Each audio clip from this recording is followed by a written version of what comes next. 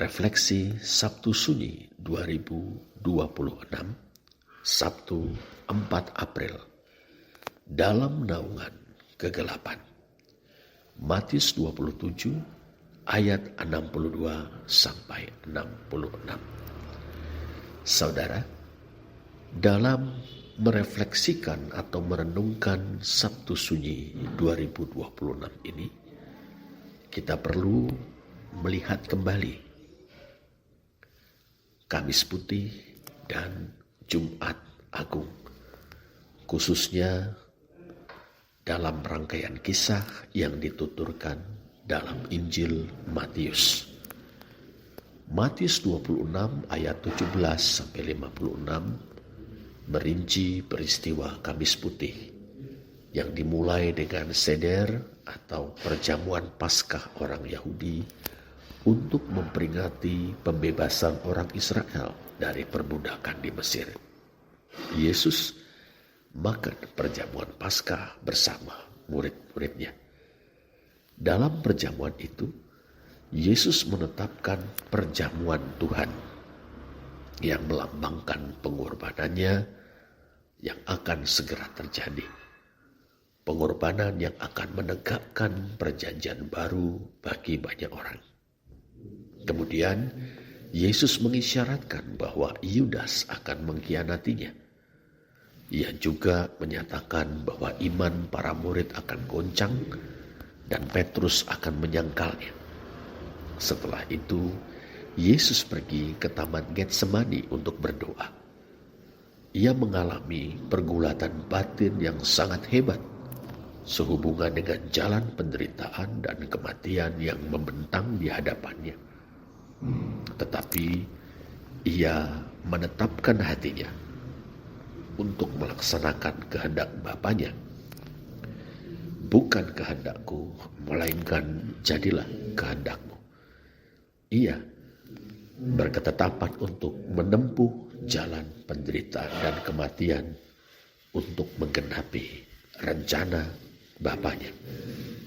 Kemudian, saudara, Yudas yang mengkhianati Yesus datang bersama serombongan orang dengan pedang dan pentung.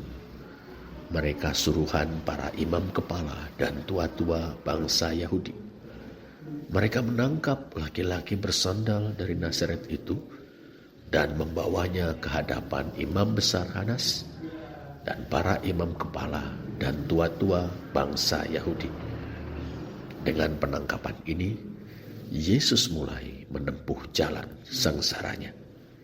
Di sepanjang bagian ini, Yesus menunjukkan ketaatan kepada kehendak Bapa, kendati penderitaan menghadangnya, dan menyingkapkan providensia atau penyelenggaraan ilahi dan pengkhianatan manusia. Pesan intinya menekankan ketaatan dan penyerahan diri Yesus kepada Bapa untuk menggenapi rencana keselamatannya. Dalam kenyataannya, di tengah pengkhianatan dan pengadilan yang semenang-menang di satu sisi, serta penderitaan dan kematian yang menantinya di sisi lain, Yesus tetap taat, setia. Sikap Yesus ini, saudara, menggarisbawahi betapa pengorbanannya begitu bernilai. Di lain pihak, Yudas berkhianat atas inisiatifnya sendiri. Tetapi dalam misteri providensia atau penyelenggaraan ilahi, pengkhianatan ini diberi tempat dalam penggenapan rencana ilahi. Kita diajak untuk mengimani kedaulatan Allah dan mengingat bahwa penderitaan Kristus niscaya bagi keselamatan umatnya. Sekarang mari kita perhatikan Matius 27 ayat 1 sampai 61 yang mengisahkan peristiwa-peristiwa Jumat Agung. Para imam kepala dan tua-tua bangsa Yahudi telah menjatuhkan hukuman mati kepada Yesus. Kemudian mereka memperhadapkan Yesus kepada Pilatus, orang Romawi yang menjadi wali negeri Yudea. Melihat orang banyak yang dihasut oleh para imam kepala dan tua-tua bangsa Yahudi, menjadi beringas. Pilatus khawatir akan terjadi kerusuhan. Ia pun mengabulkan tuntutan mereka agar Yesus disalibkan. Wali negeri itu menyerahkan Yesus kepada prajurit-prajuritnya untuk kemudian menyalibkannya. Para prajurit itu mengolok-ngolok Yesus, termasuk memasangkan mahkota berduri di kepalanya dan memukulnya dengan sebilah bambu. Saat tergantung di kayu salib, orang-orang yang lewat, demikian pula para imam kepala dan ahli-ahli Taurat, menghujatnya. Begitu juga penyamun-penyamun yang disalibkan bersama-sama dengan dia. Puncaknya, saat seluruh isi cawan penderitaan, yakni murka ilahi atas umatnya, dicurahkan, Yesus berseru, "Allahku, Allahku, mengapa engkau meninggalkan aku?" Sebuah seruan yang terbit dari penderitaan tiada tara, karena merasakan penderitaan yang disebabkan bukan semata-mata oleh kejahatan manusia, tetapi karena memikul seluruh murka Allah demi menyelamatkan umatnya dari dosa-dosa mereka, dengan jalan menjadi tebusan pengganti bagi mereka. Ingat Matius 1 ayat 21, 20 ayat 28. Kemudian Yesus mati, memenuhi nubuat-nubuat perjanjian lama, dan menandakan pengorbanan yang final demi umatnya. Kematiannya diiringi dengan terbelah duanya tabir bait suci dari atas sampai ke bawah, terbelahnya bukit-bukit batu, dan terbukanya kuburan-kuburan dan bangkitnya orang-orang kudus dari kematian. Kepala pasukan dan prajurit-prajuritnya yang menyalibkan Yesus dan berada di sekitar salibnya menjadi sangat takut. Mereka mengaku bahwa Yesus dari Nazaret adalah anak Allah. Menjelang malam, atas izin Pilatus, seorang murid Yesus yang bernama Yusuf dari Arimatea menurunkan jenazah Yesus dari kayu salib dan menguburkannya di dalam sebuah kubur baru yang digali pada bukit batu. Pada bagian ini, saudara, pesannya adalah kematian Yesus merupakan suatu tindakan penebusan ilahi yang menggenapi rencana keselamatan Allah melalui kasih pengorbanannya. Ini menunjukkan bahwa kemenangan yang sejati seringkali melibatkan penderitaan dan apa yang nampak sebagai kekalahan. Dalam kematian Kristus, kasih dan keadilan Allah dinyatakan dengan sempurna. Bagian ini juga menyoroti tema ketaatan, pengorbanan, dan pengharapan yang datang dengan iman kepada kuasa penebusan ilahi, bahkan di saat-saat kegelapan dan keputusasaan. Sekarang tibalah kita pada Matius 27 ayat 62 sampai 66 yang menjadi titik berangkat refleksi Sabtu Sunyi 2026 ini. Mari kita membaca bagian ini. Matius 27 ayat 62 sampai 66. Keesokan harinya, yaitu sesudah hari persiapan, datanglah imam-imam kepala dan orang-orang Farisi bersama-sama menghadap Pilatus. Dan mereka berkata, "Tuan, kami ingat bahwa si penyesat itu sewaktu hidupnya berkata, 'Sesudah 3 hari aku akan bangkit.' Karena itu perintahkanlah untuk menjaga kubur itu sampai hari yang ketiga. Jikalau tidak, murid-muridnya mungkin datang untuk mencuri dia, lalu mengatakan kepada rakyat, 'Ia telah bangkit dari antara orang mati,' sehingga penyesatan yang terakhir akan lebih buruk akibatnya daripada yang pertama." Kata Pilatus kepada mereka, "Ini penjaga-penjaga kuburmu. Pergi dan jagalah kubur itu sebaik-baiknya." Maka pergilah mereka, dan dengan bantuan penjaga-penjaga itu, mereka memeterai kubur itu dan menjaganya. Kegelapan Sabtu Sunyi, Matius 27 ayat 62 sampai 66.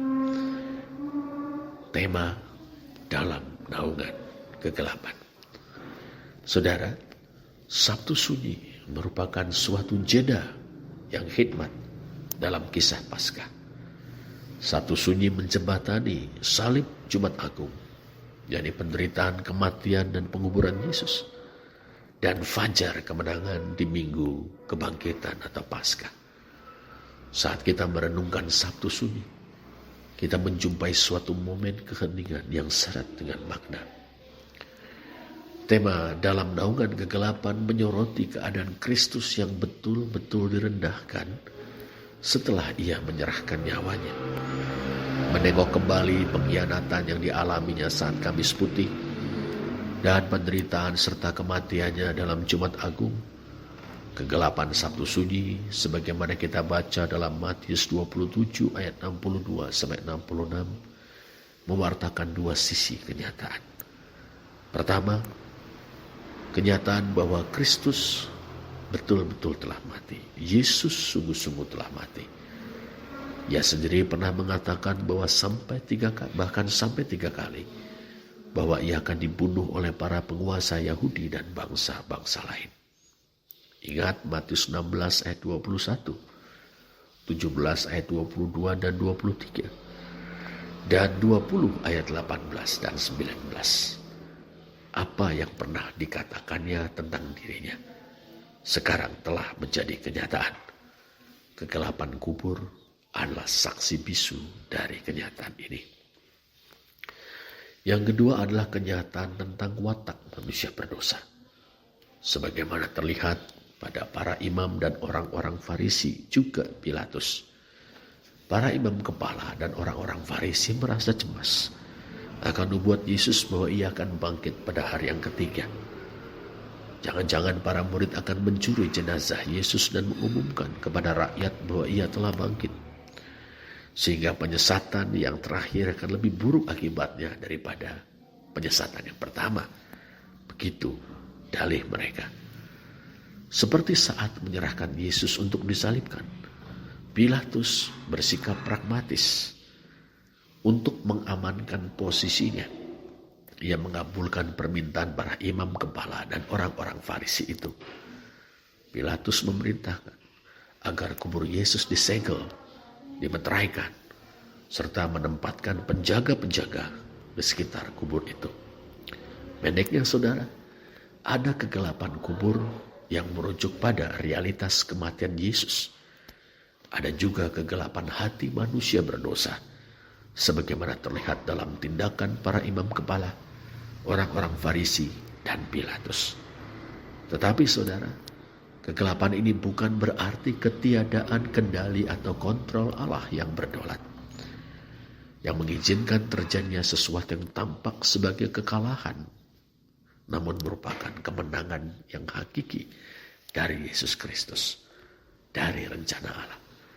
Kegelapan Sabtu Sunyi adalah semacam perhentian sabat bagi anak Allah, anak manusia, Mesias yang menghamba, tak lain tak bukan Yesus Kristus, sebelum ia membuka zaman yang baru melalui kebangkitannya pada hari pertama di pekan yang baru.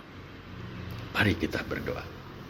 Bapa Surgawi, saat ini kami berdiri dalam keheningan, dalam naungan kegelapan Sabtu Sunyi. Kami bersyukur kepadamu bahwa bahkan dalam kegelapan kubur, perjanjian anugerahmu tetap utuh dan tanganmu yang berdaulat bekerja dalam keheningan. Lindungi kami dari godaan untuk mengandalkan kekuatan kami sendiri atau mengamankan kebenaran kami sendiri dengan rekayasa yang tidak benar di hadapanmu.